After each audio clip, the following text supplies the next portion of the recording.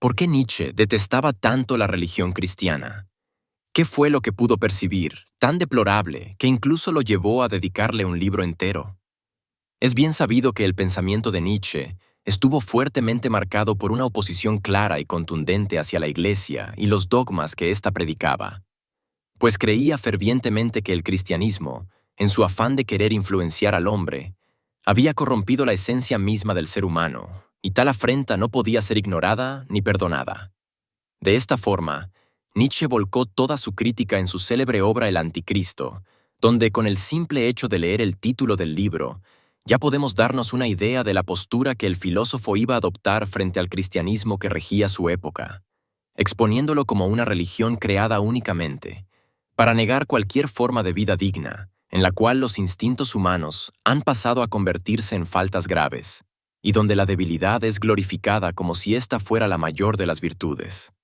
En tal sentido, el cristianismo no solo desvaloriza la vida terrenal al enfocarse en un ideal trascendental, sino que también reprime los fundamentos inherentes de los individuos, sus deseos, impulsos y la propia afirmación de su existencia. Así pues, en lugar de fortalecer al individuo, lo somete bajo el peso de conceptos como la culpa, el pecado y la obediencia, manteniéndolo subyugado, obligado a rendirle culto a una autoridad divina y, por consiguiente, a una determinada institución religiosa. Al cristianismo no se le debe adornar ni acicalar, pues éste le ha hecho guerra a cierto tipo de hombre. Me refiero al hombre superior. Pero, ¿a qué se debe que la religión cristiana, nacida supuestamente para proteger y guiar al hombre, se haya convertido en su principal enemiga?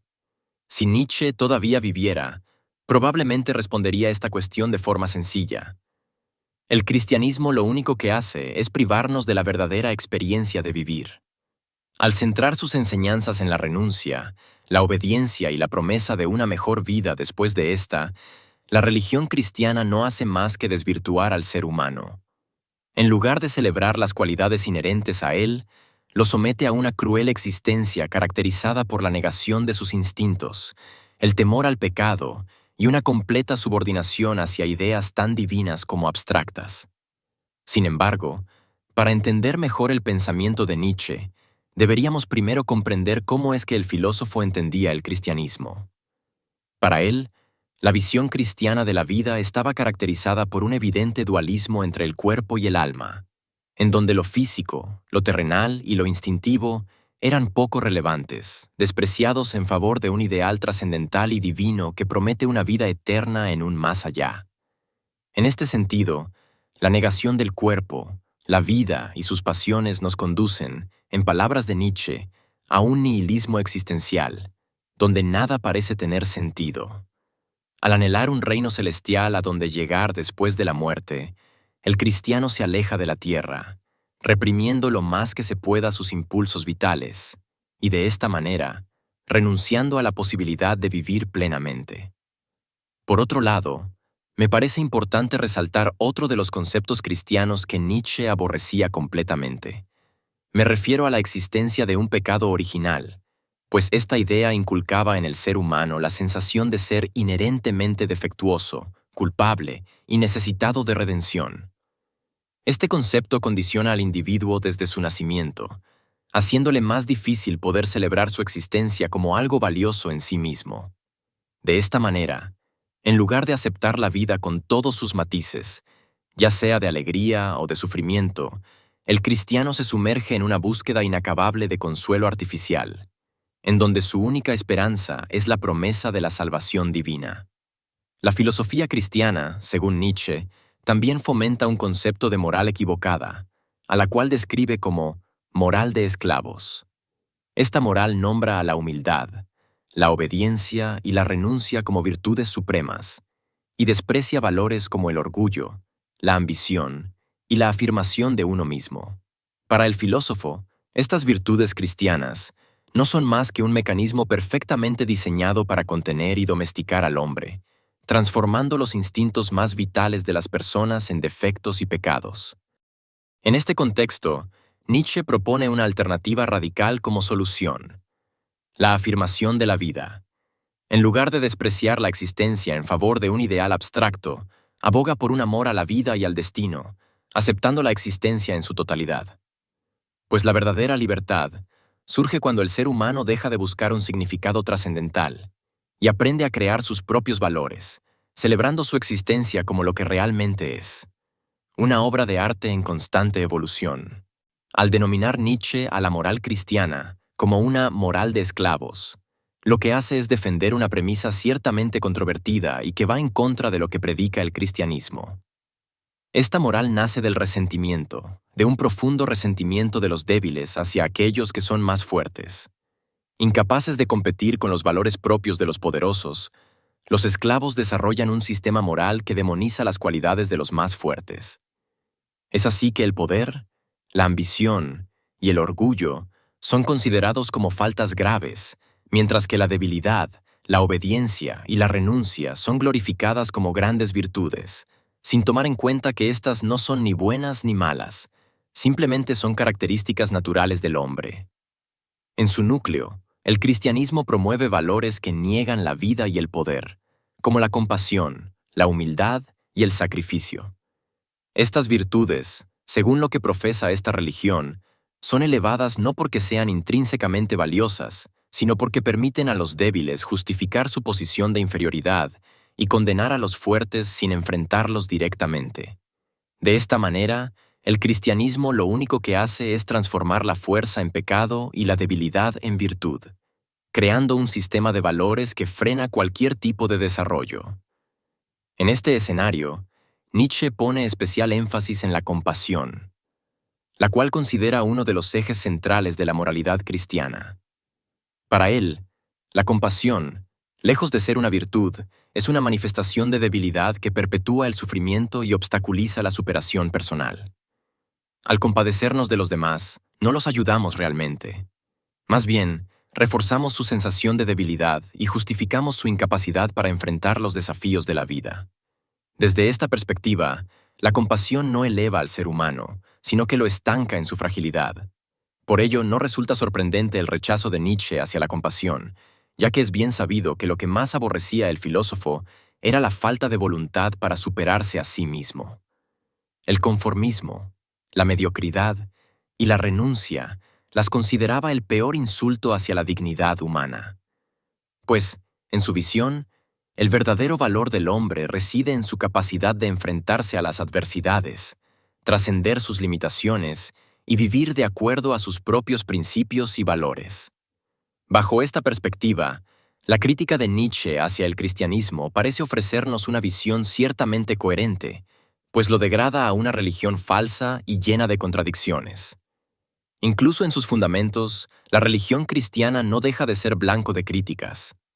Podemos empezar resaltando que su origen se debe básicamente al resentimiento ajeno, pues nace como una respuesta equivocada de los menos afortunados frente a aquellos que poseen mayores privilegios. Incapaces de competir directamente con los poderosos, los débiles desarrollaron un sistema de valores que deslegitima las cualidades de los fuertes y glorifica sus propias limitaciones. En lugar de admirar la fortaleza o intentar emularla, su resentimiento transformó la fuerza en maldad y la debilidad en virtud. Recordemos que el cristianismo, en sus inicios, no fue la religión de los gobernantes ni poderosos, sino la de los oprimidos, los marginados y los esclavos. Estos grupos, incapaces de actuar directamente contra sus opresores, inventaron un sistema de valores que justificaba su posición y demonizaba a sus amos.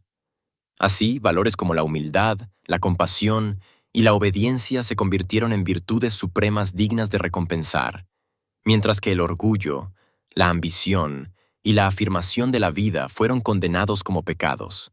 En otras palabras, el cristianismo dio al débil un arma moral contra el fuerte. Uno de los ejemplos más claros de este resentimiento está en la figura de Cristo, pues la narrativa cristiana presenta a Jesús como un símbolo de la glorificación del sufrimiento y la humildad. Solo basta con analizar el relato de su vida y crucifixión. Del mismo modo, su promesa de salvación después de la muerte termina por representar su principal contradicción: abandonar la vida terrenal en busca de una vida mejor en el más allá.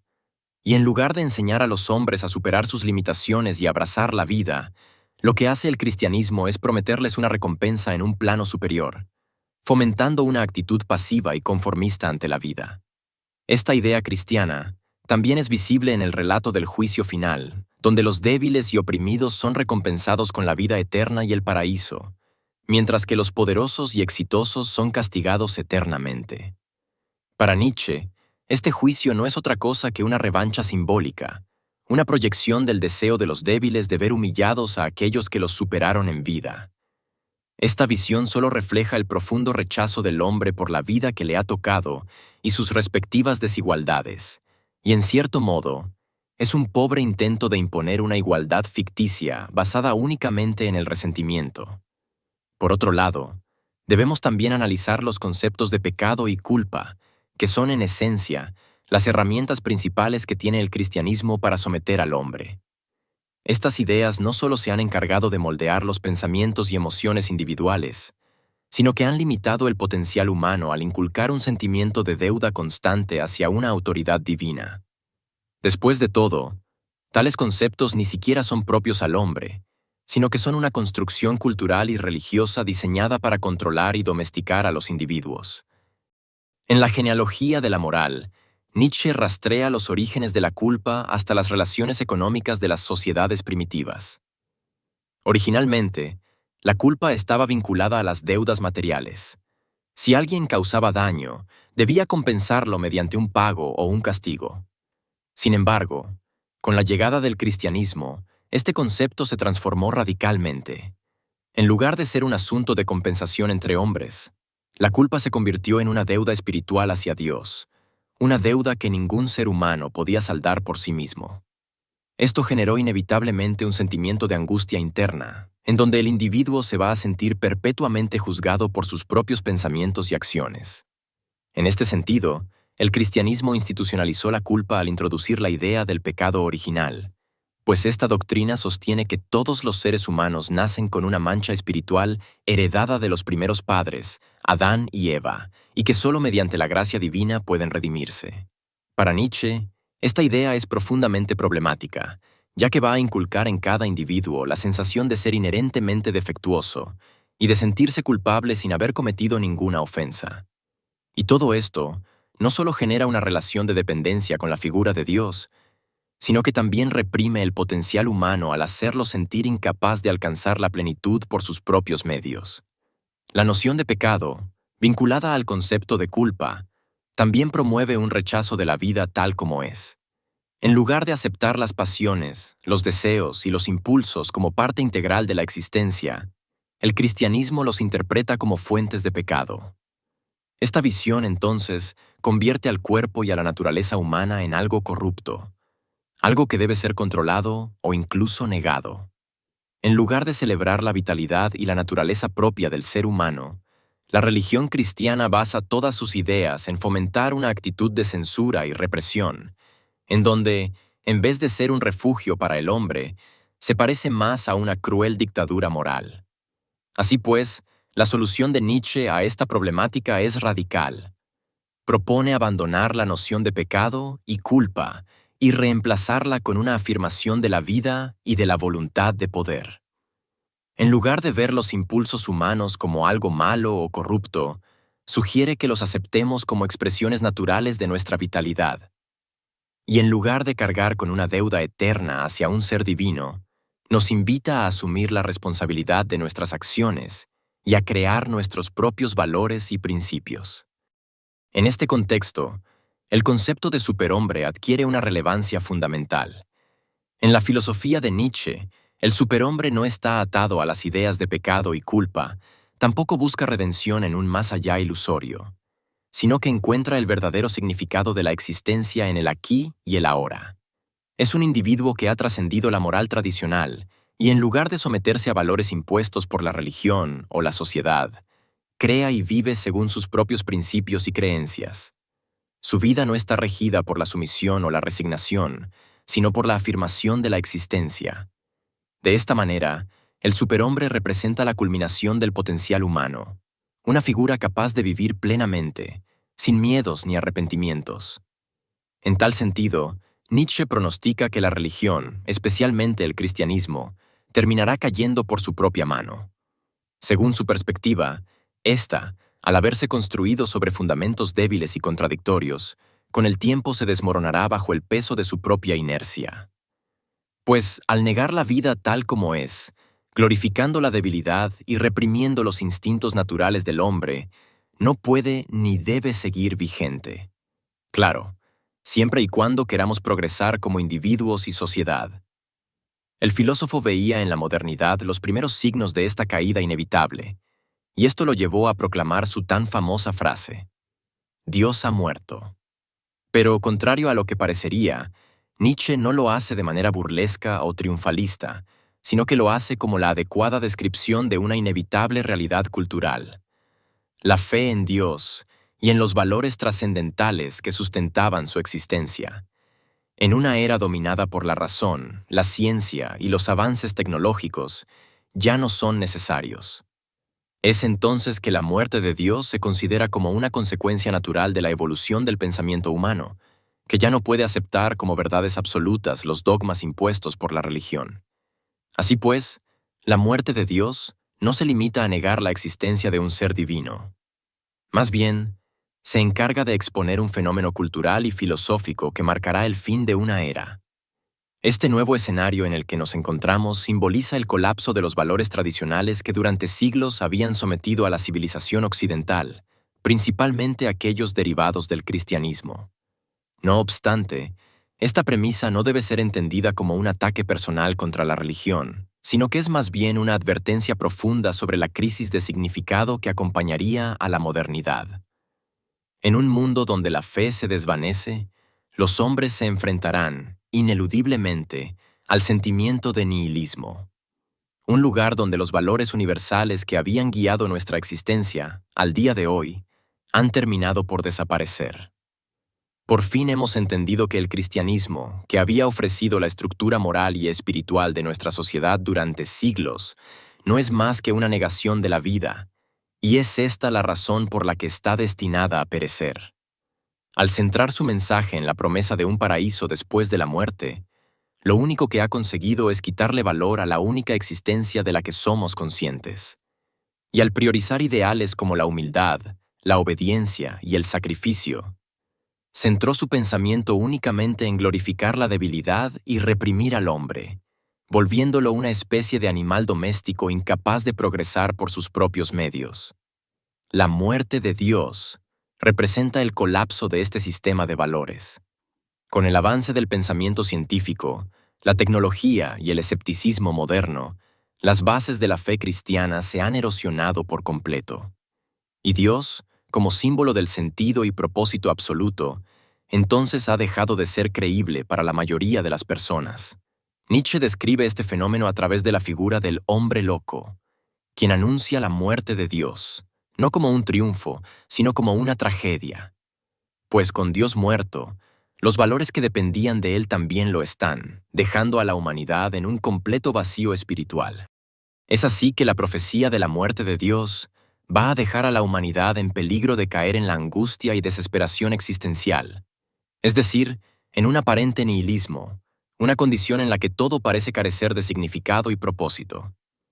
Pero aunque esto será un gran golpe para los hombres, no debemos sentirnos afligidos, pues esta crisis era inevitable y debemos más bien verlo como una oportunidad para vivir de mejor manera.